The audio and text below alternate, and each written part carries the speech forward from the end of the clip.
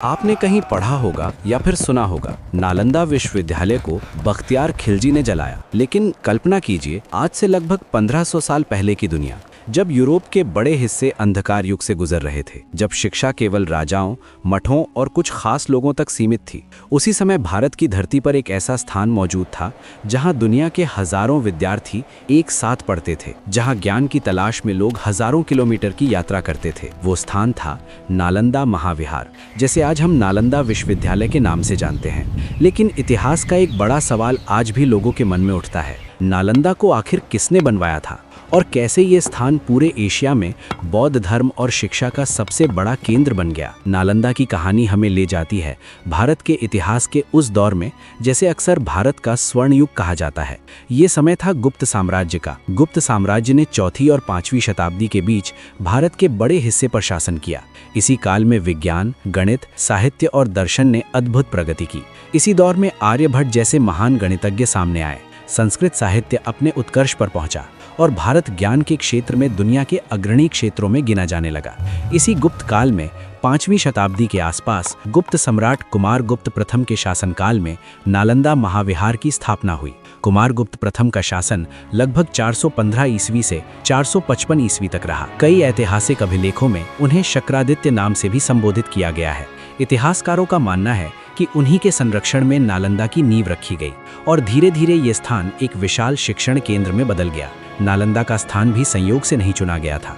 ये क्षेत्र पहले से ही बौद्ध परंपरा से जुड़ा हुआ था। ये स्थान राजगीर और बोध गया के बीच स्थित था, जो बौद्ध धर्म के महत्वपूर्ण केंद्र थे।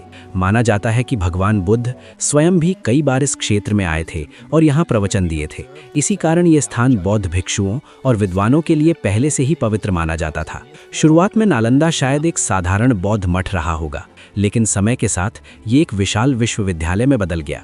धीरे धीरे यहाँ मठों, स्तूपों, मंदिरों और अध्ययन कक्षों का निर्माण होने लगा। लाल ईंटों से बनी ऊंची इमारतें, चौड़े प्रांगण और शांत वातावरण इसे अध्ययन के लिए आदर्श स्थान बनाते थे। नालंदा को खास बनाता था उसका व्यवस्थित शिक्षा तंत्र। यहाँ केवल धार्मिक शिक्षा नहीं दी जाती थी। नालंदा में पढ़ाए जाने वाले विषयों की सूची बहुत व्यापक थी। यहाँ बौद्ध दर्शन, व्याकरण, तर्कशास्त्र, चिकित्सा, गणित, खगोल शास्त्र, साहित्य और भाषा अध्ययन जैसे कई विषय पढ़ाए जाते थे। यही कारण था कि ये केवल एक धार्मिक मठ नहीं रहा, बल्कि एक पूर्ण विश्वविद्यालय के रूप में विकसित हो गया। नालंदा को अक्सर दुनिया के पहले आवासीय विश्वविद्यालयों में से एक माना जाता है। इसका मतलब ये था कि छात्र केवल पढ़ने के लिए नहीं आते थे, बल्कि वो यहीं रहते भी थे। विश्वविद्यालय परिसर में विद्यार्थियों और आचार्यों के रहने के लिए अलग अलग मठ बनाए गए थे।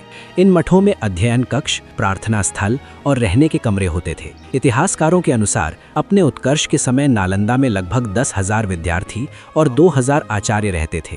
ये संख्या उस समय के हिसाब से अत्यंत विशाल थी। कल्पना कीजिए, एक ऐसा परिसर जहां हजारों छात्र ज्ञान की खोज में दिन रात अध्ययन कर रहे हों। लेकिन नालंदा में प्रवेश लेना बिल्कुल आसान नहीं था। यहाँ पढ़ने के लिए छात्रों को पहले एक कठिन परीक्षा से गुजरना पड़ता था। विश्वविद्यालय के मुख्य द्वार पर विद्वान आचार्य खड़े रहते थे, जो आने वाले विद्यार्थियों से विभिन्न विषयों पर प्रश्न पूछते थे। अगर छात्र संतोषजनक उत्तर नहीं दे पाता तो उसे प्रवेश नहीं दिया जाता था। इस कठोर प्रणाली के कारण केवल वही विद्यार्थी नालंदा में प्रवेश पा पाते थे जो वास्तव में अध्ययन के प्रति गंभीर होते थे। चीन के प्रसिद्ध बौद्ध यात्री हुएंगसांग ने अपने यात्रा विवरण में लिखा है कि नालंदा का परिसर विशाल दीवारों से घिरा हुआ था और उसके अंदर कई बड़े बड़े मठ बने हुए थे। परिसर के भीतर तालाब, उद्यान और मंदिर भी थे, जो वातावरण को शांत और अध्ययन के अनुकूल बनाते थे। नालंदा की सबसे प्रसिद्ध चीजों में से था उसका विशाल पुस्तकालय। इस पुस्तकालय को धर्मगंज कहा जाता था। कहा जाता है कि इसमें लाखों पांडुलिपियां संग्रहित थीं। ये पांडुलिपियां विभिन्न विषयों पर थीं: दर्शन, चिकित्सा, खगोल शास्त्र, साहित्य और अनेक विषय। नालंदा का ये पुस्तकालय कई इमारतों में फैला हुआ था और उनमें से कुछ इमारतें बहुमंजिला थीं। ये उस समय के सबसे बड़े ज्ञान भंडारों में से एक माना जाता था। समय के साथ नालंदा की ख्याति दूर दूर तक फैल गई। एशिया के कई देशों से विद्यार्थी यहाँ आने लगे। चीन, कोरिया, तिब्बत, मंगोलिया, श्रीलंका और दक्षिण पूर्व एशिया से विद्वान हजारों किलोमीटर की यात्रा करके नालंदा पहुंचते थे। उनके लिए ये केवल शिक्षा प्राप्त करने का स्थान नहीं था, बल्कि ज्ञान की सबसे ऊंची परंपरा का केंद्र था। नालंदा से कई महान बौद्ध आचार्य निकले, जिन्होंने एशिया के विभिन्न क्षेत्रों में बौद्ध धर्म और भारतीय दर्शन का प्रसार किया। इन विद्वानों में धर्मपाल, शांतारक्षित और अतीश दीपंकर जैसे महान नाम शामिल हैं। इन आचार्यों ने तिब्बत और अन्य क्षेत्रों में जाकर बौद्ध दर्शन को स्थापित किया। नालंदा की महानता का एक और कारण ये था कि ये केवल एक राजा की परियोजना नहीं था। गुप्त साम्राज्य के बाद भी कई शासकों ने इसे संरक्षण दिया। विशेष रूप से पाल वंश के शासकों ने नालंदा के विकास में महत्वपूर्ण भूमिका निभाई। पाल शासकों के समय नालंदा में नए मठ और इमारतें बनाई गईं और विश्वविद्यालय का विस्तार और भी अधिक हुआ। इस प्रकार नालंदा लगभग 700 वर्षों तक लगातार ज्ञान का केंद्र बना रहा। इतने लंबे समय तक किसी विश्वविद्यालय का चलना इतिहास में बहुत ही दुर्लभ घटना है। सदियों तक यहाँ ज्ञान की परंपरा जीवित रही।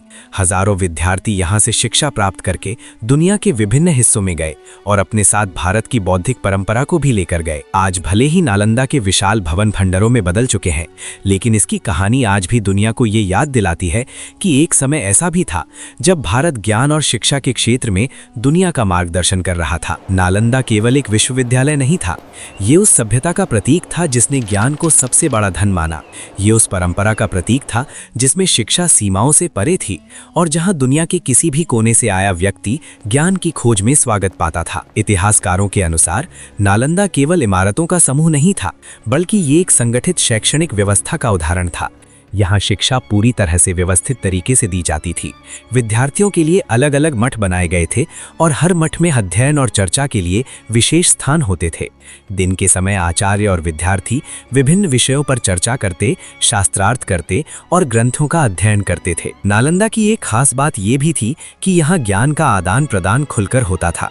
अलग अलग देशों से आए विद्वान अपने अपने विचार और परंपराएं साथ लेकर आते थे। जब वे यहाँ के विद्वानों के साथ चर्चा करते थे तो कई नए विचार जन्म लेते थे। इस तरह नालंदा केवल शिक्षा का स्थान नहीं था, बल्कि ये विचारों के आदान प्रदान का एक अंतर्राष्ट्रीय केंद्र बन गया था। चीन से आए कई बौद्ध भिक्षुओं ने यहाँ अध्ययन किया और फिर अपने देश लौटकर वहाँ के लोगों को भारत की शिक्षा और दर्शन के बारे में बताया। विशेष रूप से हुएनसांग और इत्सिंग के यात्रा विवरणों से हमें नालंदा के जीवन की बहुत महत्वपूर्ण जानकारी मिलती है। उन्होंने लिखा कि यहाँ के विद्यार्थी अत्यंत अनुशासित जीवन जीते थे। वे सुबह से लेकर रात तक अध्ययन, ध्यान और चर्चा में लगे रहते थे। नालंदा में शिक्षा केवल पुस्तकों तक सीमित नहीं थी, यहाँ तर्क और वाद विवाद की परंपरा भी बहुत मजबूत थी।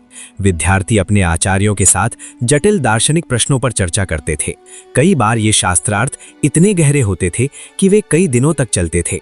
इसी प्रक्रिया से विद्यार्थियों की समझ और भी गहरी होती जाती थी। धीरे धीरे नालंदा की प्रसिद्धि इतनी बढ़ गई कि एशिया के कई देशों में इसे ज्ञान का सर्वोच्च केंद्र माना जाने लगा। जो विद्यार्थी यहाँ से शिक्षा प्राप्त करते थे, उन्हें अत्यंत सम्मान की दृष्टि से देखा जाता था।